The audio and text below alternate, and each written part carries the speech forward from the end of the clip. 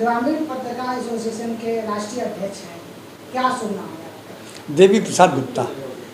पत्रकारों की सुरक्षा के लिए अभी एक पत्र जारी हुआ, आदेश जारी हुआ है उत्तर प्रदेश शासन से, क्या कहना चाहेंगे?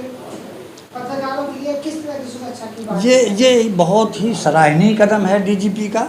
हमने वर्ष 2000 में तत्कालीन डीजीपी से, महेश द्विवेदी जी उस समय डीजीपी थे, उनसे एक आदेश जारी करवाया था। उस समय राम प्रकाश जी यहाँ के मुख्यमंत्री थे प्रदेश के। ग्रामीण पत्रकार एसोसिएशन के अनुरोध पर, आग्रह पर या मांग पर एक आदेश जारी हुआ था कि किसी भी पत्रकार के विरुद्ध थाने में तब तक किसी भी अपराध की दर्ज न की जाए जब तक उसकी सीओ स्तर का अधिकारी कोई जांच न कर ले। पत्रकार के साथ घटने वाली किसी भी घटना की तत्काल कार्रवाई की जाए, एफआईआर दर्ज की जाए और विरोधी पक्ष के ऊपर कठोरतम कार्रवाई की जाए।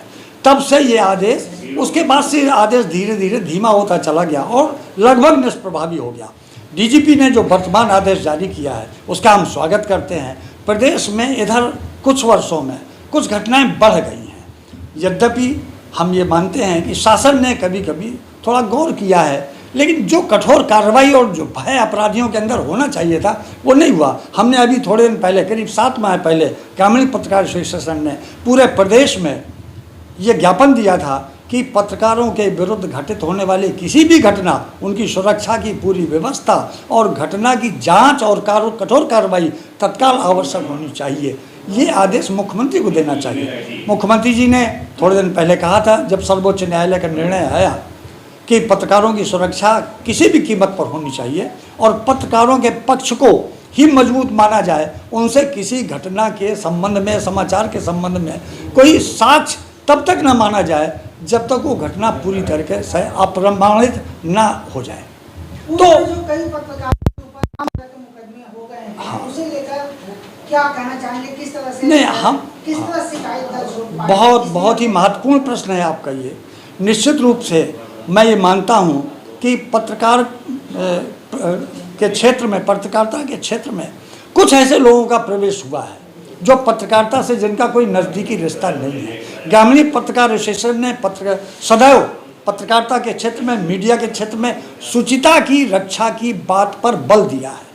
आज भी हम चाहते हैं कि इस क्षेत्र में जो प्रवेश करे या जो लोग हैं वो शुचिता और मर्यादा की रक्षा करें। कलम की अपनी एक मर्यादा होती है, समाचारों की अपनी एक पवित्रता होती है, उसको हम अपने आचरण में लाएं। लेकिन इसके बावजूद भी जब कभी भी सत्य समाचार छापने के कारण से किसी पत्रकार के ऊपर आक्रमण होता है, किसी अराजक तत्व को चोट लगती है, कहाँ धन चुराया गया, कहाँ दवाएँ चुराई गई, तो ऐसे समाचार जब प्रकाशित होते हैं, और ये क्या है, ये तो जनता की पीड़ा है जिसको पत्रकार उजागर करता है, और ये बहुतायत में ग्रामीण क्षेत्र में होता है, शहरी क्षेत्रों में नहीं होता है, ग्रामीण क्षेत्र में होता है। आजकल digital media, print media, electronic media ये माध्यम है और कहीं कहीं ग्रामीण क्षेत्र के पत्रकारों के लिए तमाम सारी समस्याएं आ जाती हैं। उसकी आर्थिक स्थिति बड़ी कमजोर है। ऐसे में संस्थानों को क्या करना चाहिए? संस्थानों के ऊपर हमने ये दबाव बनाया।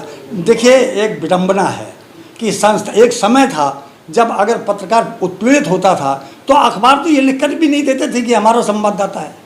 अखबार ये लिख के देने को तैयार नहीं होते थे। हमारे संघर्ष के कारण तहसील स्तर पर तत्कालीन सरकार ने मान्यता देने का राजाज्ञा जारी की, लेकिन आज भी वो, हम ये मानते हैं कि वो आधी अधूरी है। जब तक उसको बहुतायत में न दिया जाए। कुछ अधिकारियों से मेरी वार्ता हुई सूचना विभाग के, उन्होंने कहा कि संख्या बहुत हो जाएगी। तो हमने कहा संख्या बहुत हो जाएगी, आप ये सोचिए ज़रा कि कंडक्टर आपका कम से कम 20%, 10% सवारियाँ बिना टिकट लेकर चलता है। मिलता क्या है? दवाइयाँ मिलती हैं और बस की यात्रा मिलती है मान्यता के बाद। तो क्या अगर 2-4 पत्रकार इधर से उधर यात्रा कर लेंगे, जब वो बीमार होगा उसको दवाइयाँ मिल जाएंगी, तो इससे प्रदेश में बोझ बहुत बढ़ जाएगा? मैं ऐसा नहीं मानता। प्रदेश सरकार को इस पक्ष में उदारतापूर्वक पत्रकारों, क्यों, पत्रकार अपने लिए काम नहीं करता है, पत्रकार दूसरे के लिए काम करता है। अगर वो NXC मीडिया सेंटर जो है वहाँ पर पत्रकार बैठते हैं, यहाँ पर यूपी में पत्रकार भवन की भी आवश्यकता की हमने मांग उठी है कि पत्रकार भवन भी होना चाहिए, तमाम सारी सुविधाएं होनी चाहिए निश्चित रूप से। और वहीं जो पत्रकार हैं, पत्रकार संगठन है, चाहे अभी इलेक्शन में जो राज्य मुख्यालय में पत्रकारों का जो समूह चयनित हुआ है, अध्यक्ष उपाध्यक्ष सचिव पूरा संगठन, इन लोगों से क्या अपेक्षा है? हाँ, मैं ये बहुत अच्छा है, तात्कालिक प्रश्न है आपका।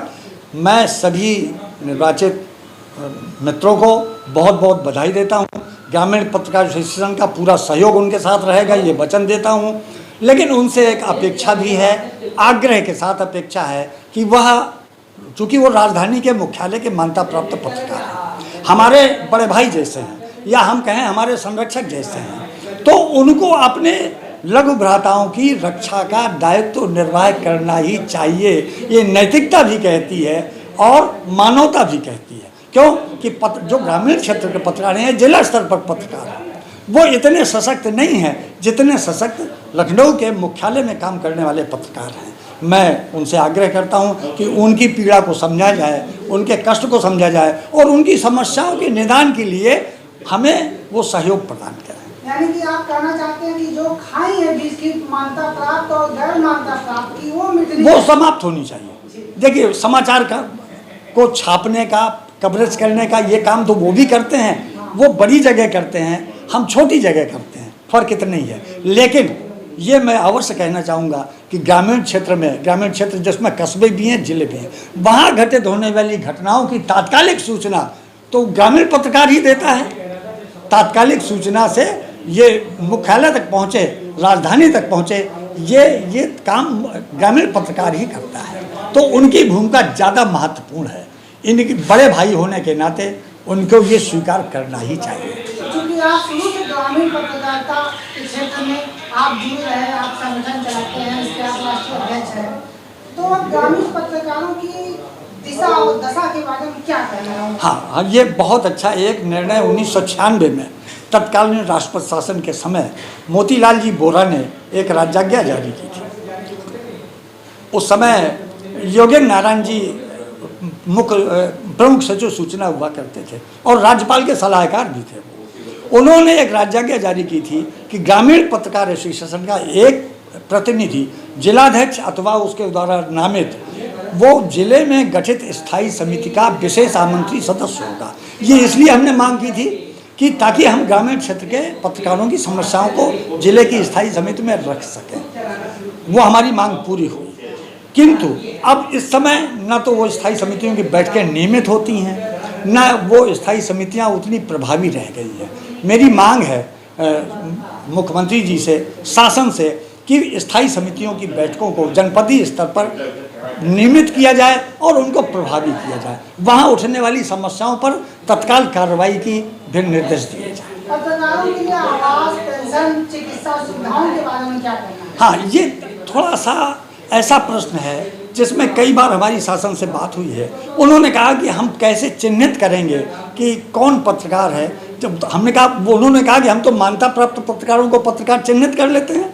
हमने कहा तहसील स्तर पर हमने इसीलिए मान्यता को बहुतायत में करने की मांग की है कि जो तहसील स्तर पर पत्रकार हैं या ब्लॉक स्तर पर पत्रकार हैं या समाचार की दृष्टि से महत्वपूर्ण स्थान है उसमें जो पत्रकारिता करते हैं उनको भी आप मान्यता दीजिए, उनकी सूचीबद्धता कीजिए, तो आपको चिन्हित करने में कोई परेशानी नहीं होगी और जो भी आप सुविधाएं देंगे उनको प्राप्त हो जाएगी। यानी उस संस्थान के आई कार्ड को आधार मानते हुए उनको चिन्हित किया है। हाँ, हमारा जो प्रतिवेदन है वो यही है। बहुत बहुत धन्यवाद आपको, आपने ग्रामीण पत्रकार एसोसिएशन के लिए इतना समय दिया। हम आपको एक बार संगठन की ओर से धन्यवाद।